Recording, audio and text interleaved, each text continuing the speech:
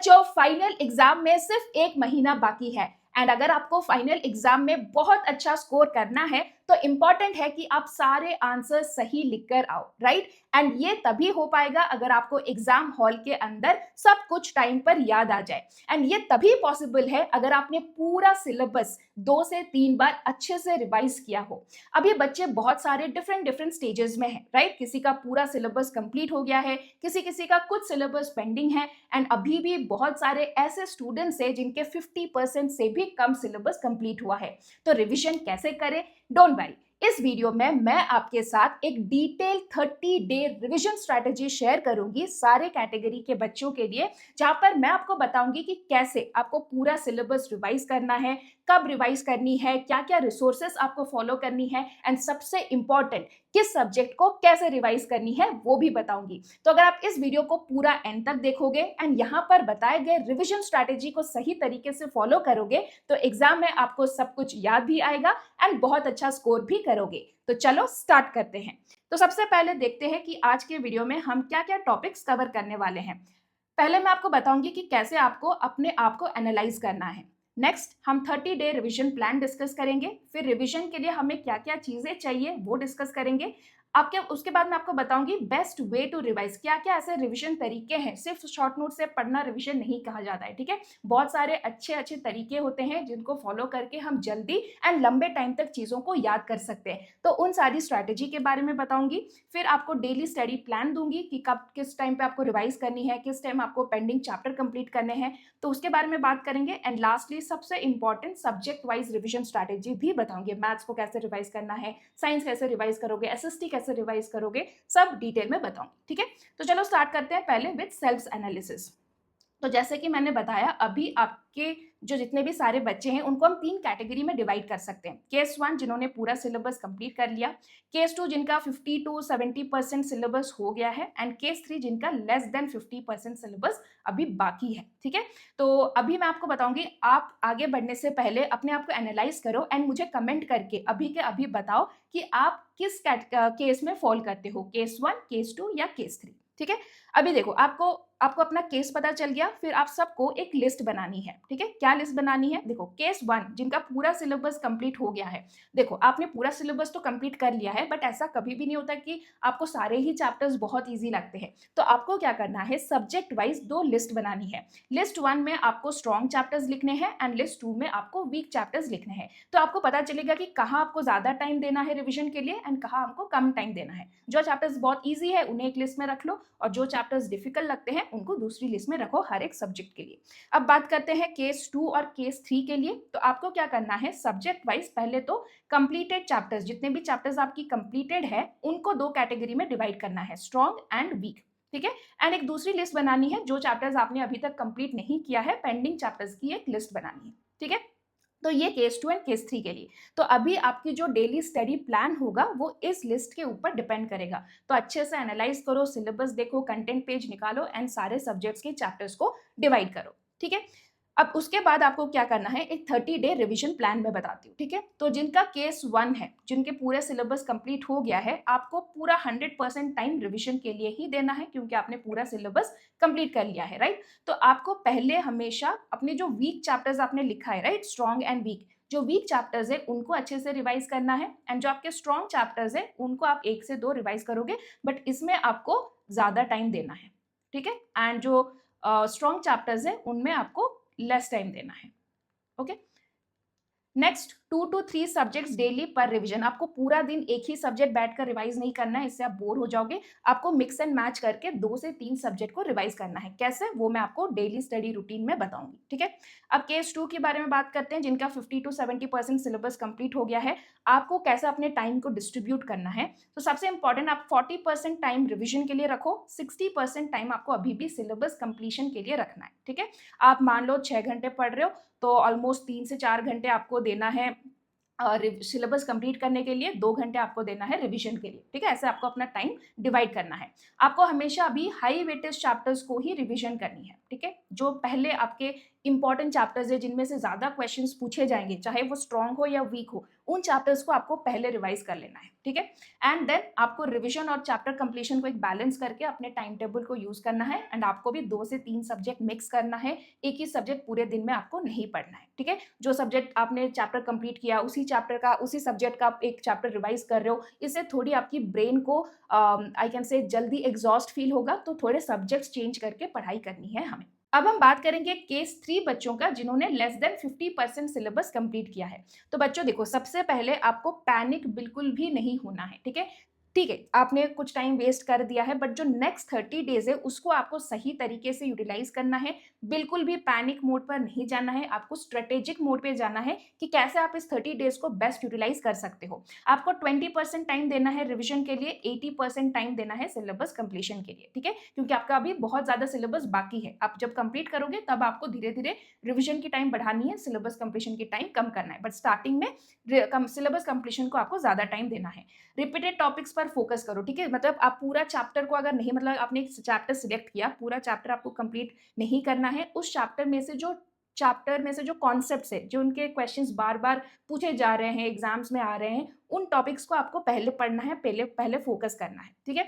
Start with high weightage chapters for revision, ठीक है। जो भी इंपॉर्टेंट चैप्टर्स है जिनमें से ज्यादा क्वेश्चंस आएंगे, उन चैप्टर्स को सिलेक्ट करो, उन चैप्टर्स के भी जो रिपीटेड टॉपिक्स है उनको पहले खत्म करो। नेक्स्ट है, आपको भी 2 से 3 सब्जेक्ट मिक्स करके पढ़ाई करनी चाहिए, ठीक है। अब हम बात करते हैं कि रिवीजन के लिए हमें क्या क्या चीजें चाहिए, ठीक है। हमने सिलेबस कंप्लीशन के लिए तो बहुत सारी चीजें हमेशा देखी है, बट रिवीजन के लिए भी आपके पास एक सेट ऑफ चीजें होनी चाहिए। सबसे इंपॉर्टेंट, पहला आपका शॉर्ट नोट्स या फिर आपका फॉर्मूला बुक, ठीक है। आप इसमें, मैं इसको 1 पेज समरी नोट्स भी बोल सकती हूँ, it's better if you keep it in pages, ठीक है। आप हर एक चैप्टर का एक 1 पेज समरी नोट, अगर मैथ्स है तो 1 पेज फॉर्मूला लिस्ट बना के रखो पहले। उसके बाद अगर ये नहीं है तो आई रेकमेंड कि आप पहले इसे बना लो, ताकि आपको रिविजन जल्दी जल्दी आप कर सको। नेक्स्ट है नोटबुक विथ ब्लैंक पेजेस, ठीक है। आपके पास एक नोटबुक होनी चाहिए जिसमें बहुत सारी ब्लैंक पेजेस हो, आप रफ नोटबुक यूज कर सकते हो, एक्टिव रिकॉल करते टाइम हम इसको यूज करेंगे। फिर है आपके पास एक एरर नोटबुक होनी चाहिए, जितनी सारी गलतियां हो रही है आप उनको लिस्ट डाउन करो, ताकि एग्जाम से पहले आप अपने वीक एरियाज को रिवाइज कर सको। नेक्स्ट आपको कुछ हाईलाइटर्स चाहिए, हाईलाइटर्स नहीं होगा अगर आपके पास sketch pen, colour pen, 2-3 colour के पेन हो जाएगा, ठीक है। हाईलाइटर्स ही जरूरी नहीं है, डिफरेंट कलर्स के पेन आपको यूज करना है, रेड और ब्लैक अगर हो जाएगा तो काफी है। उसके बाद आपको एक क्वेश्चन बैंक चाहिए, ये मैंडेटरी नहीं है, ओके, नॉट मैंडेटरी, बट अगर है दैट इज गुड, इसमें से आपको थोड़े क्वेश्चन प्रैक्टिस के लिए हेल्प मिलेगी, ठीक है। अब हम चलते हैं बात करने के लिए कि कैसे आपको रिवाइज करनी है। कुछ मेथड्स होती हैं जिनको हमें फॉलो करके रिवाइज करनी है, एंड इन्हीं मेथड्स को हम डिफरेंट डिफरेंट सब्जेक्ट्स के लिए यूज करेंगे।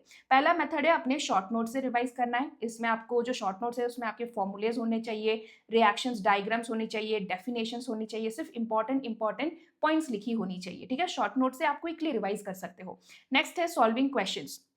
क्वेश्चन जब सॉल्व करोगे आपकी कॉन्फिडेंस बढ़ती है, आप अगर क्वेश्चन सॉल्व सही कर रहे हो तो आपको एक अंदर से कॉन्फिडेंस आता है। तो पीवाईक्यूज अगर अवेलेबल है, वेल एंड गुड। आपको हमेशा जब भी क्वेश्चन प्रैक्टिस करो, टाइमर लगा के प्रैक्टिस करो, ताकि आप एग्जाम में टाइम के अंदर अपना आंसर्स कंप्लीट कर सको। नेक्स्ट मॉक टेस्ट, अगर आपके पास सैम्पल पेपर्स है आप सॉल्व कर सकते हो। ये थोड़े छोटे क्लास के लिए शायद अवेलेबल नहीं हो, बट अगर हाँ 6, 7, 8, स्पेशली 9 एंड 10 आपके पास अगर सैम्पल पेपर्स मॉक टेस्ट है तो आप उसे यूज कर सकते हो, नहीं तो प्रीवियस ईयर क्वेश्चन पेपर्स भी यूज कर सकते हो, ठीक है। नेक्स्ट है एक्टिव रिकॉल, बेस्ट मेथड है and one of the most important method. इसमें आपको बुक बंद करके याद करने की कोशिश करनी होती है, ठीक है। और फिर जो भी आपको याद आए आप उसे लिख सकते हो, आप सेल्फ क्वेश्चनिंग कर सकते हो, ऐसे ही फ्लैश कार्ड्स यूज कर सकते हो, जिसमें आपकी जो आप बुक, आपके पास सोर्स नहीं है, आप खुद से अपने ब्रेन पर फोर्स डाल रहे हो, प्रेशर डाल रहे हो चीजों को याद करने के लिए, ठीक है। ये सबसे बेस्ट मेथड है, एंड यहाँ पर जो भी चीजें आप भूलोगे उसको आप रिवाइज वापस से करोगे, वो चीजें आपको लंबी टाइम तक याद रहेगी। नेक्स्ट है टीचिंग मेथड, बहुत ही इंपॉर्टेंट मेथड है। अपने फ्रेंड्स को पढ़ाओ, खुद को पढ़ाओ, आप मिरर के सामने खड़े होकर पढ़ा लो, या फिर अपनी ऑडियो खुद रिकॉर्ड करके खुद सुनो। अगर आप किसी को समझा पा रहे हो इसका मतलब आपको वो कॉन्सेप्ट आता है, ठीक है। फिर आपको राइटिंग बस देखना है कि कैसे उसको लिखना है, राइट। तो ये सारे हमारी मेथड्स हो गए। अब हम देखते हैं डेली स्टडी प्लान क्या होनी चाहिए। तो मैं डिफरेंट कैटेगरीज के बच्चों के लिए डिफरेंट स्टडी प्लान बताऊंगी। तो पहले हम सबको, मतलब जो भी आप कैटेगरी बिलोंग करते हो डजेंट मैटर, बट आपको एटलीस्ट 6 आवर्स की स्टडी तो अभी करनी ही करनी चाहिए। इससे ज़्यादा करोगे तो अच्छी बात है, but minimum 6 hours is required 1 महीने पहले बिफोर द एग्जाम। तो पहले हम बात करेंगे जिन्होंने पूरा सिलेबस कंप्लीट कर लिया है, हमारे केस 1 स्टूडेंट्स, राइट? तो आपको क्या करना है, देखो पहले आपको सुबह 1.5 आवर्स आप एक स्ट्रॉन्ग चैप्टर को रिवाइज करो।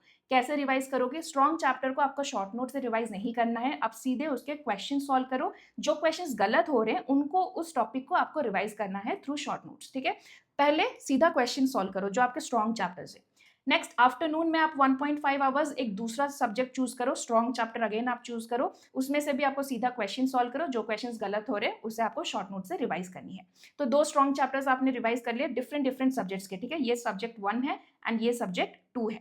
नेक्स्ट इवनिंग में 2 घंटे आपको एक वीक चैप्टर रिवाइज करनी है। इसके लिए पहले आप शॉर्ट नोट्स रिवाइज करो, सारे कॉन्सेप्ट्स को एक बार ब्रश अप करो, उसके बाद क्वेश्चन सॉल्व करो। एंड नाइट में आपको 1 घंटा चाहिए कि आप एक्टिव रिकॉल करो, जो भी आपने वीक चैप्टर, ये जो सब्जेक्ट 3 का आपने जो वीक चैप्टर रिवाइज किया है उसको एक बार फिर से एक्टिव रिकॉल करो ताकि वो परमानेंटली आपको याद हो जाए। नेक्स्ट हम केस 2 की बात करते हैं। सब्जेक्ट 1 आपको भी पहले वही करनी है, सुबह एक 1.5 आवर एक स्ट्रॉन्ग चैप्टर को रिवाइज करनी है, क्वेश्चन डायरेक्टली सॉल्व करो, जो गलत हुआ उसे शॉर्ट नोट से रिवाइज करो। नेक्स्ट सब्जेक्ट 2 वीक आफ्टरनून में आपको एक सब्जेक्ट 2 चूज करना है, उसका आपको एक वीक चैप्टर रिवाइज करना है, ठीक है? उसको भी आपको शॉर्ट नोट से रिवाइज करना है एंड देन क्वेश्चन सॉल्व करना है। पहले रिवाइज करो कॉन्सेप्ट्स को, फिर आप क्वेश्चन सॉल्व करो। नेक्स्ट इवनिंग में 2 घंटे आपके जो भी पेंडिंग चैप्टर्स है उनको पढ़ो, उनको खत्म करो एंड रात को 1 घंटा आपको एक्टिव रिकॉल करनी है। किसकी? ये जो पेंडिंग चैप्टर आपने पढ़ा था एंड जो वीक चैप्टर आपने रिवाइज किया, इन दोनों को आपको एक्टिव रिकॉल करना है।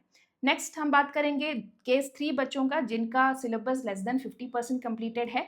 तो बच्चों पहले सुबह आपको भी सब्जेक्ट 1 का एक स्ट्रॉन्ग चैप्टर रिवाइज करना है, पहले क्वेश्चन सॉल्व करो एंड देन आप जो भी गलतियां हो रही है उसे शॉर्ट नोट से रिवाइज करो। सब्जेक्ट 2 आपको अभी आफ्टरनून में एक पेंडिंग चैप्टर कंप्लीट करना है एंड आपको इवनिंग में सब्जेक्ट 3 की एक पेंडिंग चैप्टर कंप्लीट करनी है, ठीक है? तो आपको वीक चैप्टर अभी रिवाइज नहीं करना है, सिर्फ अपना स्ट्रॉन्ग चैप्टर्स को रिवाइज करते चलो एंड पेंडिंग चैप्टर्स कंप्लीट करो एंड एक्टिव रिकॉल रात को ये जो दोनों पेंडिंग चैप्टर्स आपने कंप्लीट किए हैं उनको आपको रिकॉल करना है, ठीक है? नेक्स्ट हम बात करेंगे सब्जेक्ट वाइज स्ट्रैटेजी। सबसे इंपॉर्टेंट मैथ्स की स्ट्रैटेजी पहले बताती हूँ। पहले उसकी जो चैप्टर है उसको फॉर्मूला लिस्ट आपको रिवाइज कर लेना है, ठीक है? आपने 1 पेज समरी नोट बनाई है, फॉर्मूला शीट, उसको रिवाइज कर लो। उसके बाद सारे examples and exercise question solve करो। अगर टाइम नहीं है तो सारे एक्सरसाइज क्वेश्चन मत करो, डिफरेंट डिफरेंट टाइप्स के क्वेश्चन सॉल्व करो। उसके बाद जो भी आपकी गलत क्वेश्चन हो रहे हैं उसको अपने एरर नोटबुक में रखो, ठीक है? उसके एरर नोटबुक में नोट डाउन करो एंड वही क्वेश्चन आपको एग्जाम के टाइम, मतलब एग्जाम से 1 दिन पहले उसको जरूर रिवाइज करके जाना है। फिर साइंस की बात करते हैं। साइंस में पहले आपको शॉर्ट नोट्स से रिवाइज कर लो, ठीक है? जो भी कॉन्सेप्ट्स आपने हैं साइंस में उसको आपको किसी को पढ़ा लो, ठीक है? तो आपको पता चल जाएगा कि आपको कॉन्सेप्ट्स पता है। उसके बाद आप क्वेश्चन सॉल्व करो, थियरी क्वेश्चन सॉल्व करो, न्यूमेरिकल क्वेश्चन सॉल्व करो, डायग्राम्स डेफिनेटली प्रैक्टिस करो। जो भी चीज़ें गलत हो रही है उन्हें अपने एरर नोटबुक में नोट करो। नेक्स्ट हम बात करेंगे एसएसटी सब्जेक्ट की। ये बहुत इंपॉर्टेंट है, इसे पहले अपने शॉर्ट नोट से रिवाइज करो एंड देन एक्टिव रिकॉल करो। जितना ज़्यादा आप एसएसटी में एक्टिव रिकॉल करोगे आपको लंबे टाइम तक याद रहेगा। बुक बंद करो, बोलना स्टार्ट करो, बुक बंद करो, छोटे छोटे पॉइंट्स में लिखो, बुक बंद करके फ्लैश कार्ड्स यूज करो, बट रिविजन एक्टिव रिकॉल वे में आपको एसएसटी में जरूर से करना है। उसके बाद आप क्वेश्चन सॉल्व करो, थियरी क्वेश्चंस लिखकर प्रैक्टिस करो, पूरा नहीं लिखना है बट पॉइंट्स मेंशन करो, प्रैक्टिस करो एंड मैप्स अगर है तो मैप्स जरूर प्रैक्टिस करो, इससे मार्क्स आपको फ्री मार्क्स है, ठीक है? मैप्स को इग्नोर नहीं करना है। फिर आपके जो भी चीज़ें आपकी गलत हो रही है, ठीक है? जो भी कॉन्सेप्ट्स आपके गलत हो रहे हैं, आपको याद नहीं हो रहे, उसको अपने शॉर्ट नोट्स में हाईलाइट करो। हाईलाइटर यूज़ करने के लिए बोला था, तो आपको क्या करना है, जो भी चीज़ें अपने शॉर्ट नोट से आप बार बार भूल रहे हो, जो क्वेश्चंस आपको याद नहीं हो रहा है उससे जाके हाईलाइट करो, तो आपको पता चलेगा कि ये क्वेश्चन वीक है तो इसको ज़्यादा बार आपको रिवाइज करनी है। अभी लैंग्वेजेस की बात करें तो पहले तो जितने भी आपके कीवर्ड्स हैं उनको अच्छे से रिवाइज कर लो, ग्रामर्स के रूल्स को समझो and then direct question solve करो, ठीक है? तो बच्चों ये थी हमारी 30 day revision strategy. Different different बच्चों के लिए डिफरेंट डिफरेंट मेथड से, सबको एक तरीके से रिवीजन नहीं करना है, सारे सब्जेक्ट्स को भी सही तरीके से अलग मेथड से रिवाइज करनी है, ठीक है? तो अपने लिए अब एक प्रॉपर रिवीजन प्लान बनाओ। ये स्ट्रैटेजी मैंने बहुत अच्छे से एक्सप्लेन कर दिया है, बट फिर भी अगर कुछ भी डाउट है तो कमेंट करके पूछ लो, आई विल क्लैरिफाई। आपके सारे डाउट्स को मैं सॉल्व करूंगी, बट भूलना नहीं, revision is the key to retention, ठीक है? अभी अगर आपने अच्छे से रिवाइज कर लिया तो एग्जाम में आपको सब याद आएगा एंड आप बहुत अच्छा स्कोर करोगे। तो all the best and thank you so much, bye bye.